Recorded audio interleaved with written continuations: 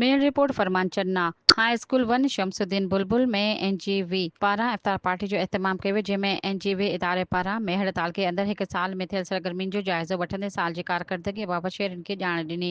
NGV पारां कयल इफ्तार पार्टी में NGV officer Nazir Ahmed Tunio, project manager Murtaza Amir, Ali नशा, वजाहत हुसैन जखराणी, पीपी ज़िले दादू जो general secretary MPA Fayaz Ali Butt, PP अगवान इम्तियाज़ बादशाह बुट, असिस्टेंट कमिश्नर मेहड़ गुलाम फातिमा गल्लू समेत सियासी समाजी कारोबारी शख्सियतुनि, वापारियुनि, साफ़ियुनि, मुख़्तलिफ़ इदारनि सां सलाह ऑफिसरनि वॾी तादाद में शहरियुनि शिरकत कई। हिन मौक़े ते एनजीवी इदारे जे ऑफिसरनि ॿुधायो त मेहड़ में एनजीवी जे अचण खां पोइ हिक साल जे अंदरि तमामु सुठी महिनत करे पुठिते पियल स्कूलनि में बहितरी आंदी वई। हुन चयो त सिंध हुकूमत जी सहकार सां एमपीए फयाज़ अली बुट जी कोशिश सां मेहड़ तालके जा मुख़्तलिफ़ स्कूल एनजीवी इदारे जी कोशिश सां हली रहिया आहिनि।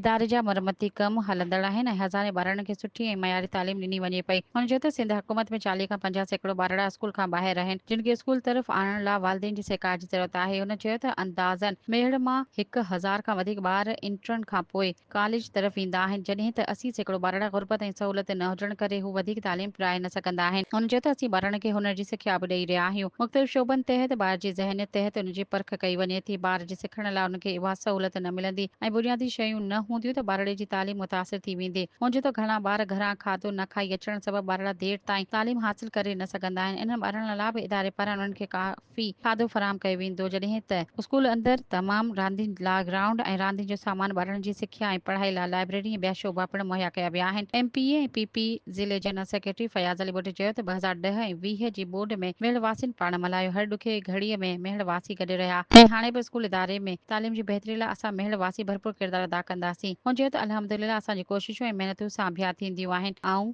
पीपी चेयरमैन वज़ीर आला सिंध, सूबाई वज़ीर तालीम ऐं पंहिंजी कमेटी जे साथियुनि जो शुक्रगुज़ार आहियां। एनजीवी इदारे पारां कयल तक़रीब दौरान मेहड़ जे ॻोठ कुब वासी मिस्किन शागिर्द अली चांडियो ऐं ॻोठ अली मुराद हिसपाणी जे हिक टंग खां माज़ूर अज़हर अली लाहिक स्टोरी ऐं स्कूल जे अंदरि हलंदड़ सरगर्मियुनि खे प्रोजेक्टर में प्रेज़ेंटेशन ॾिनी वई।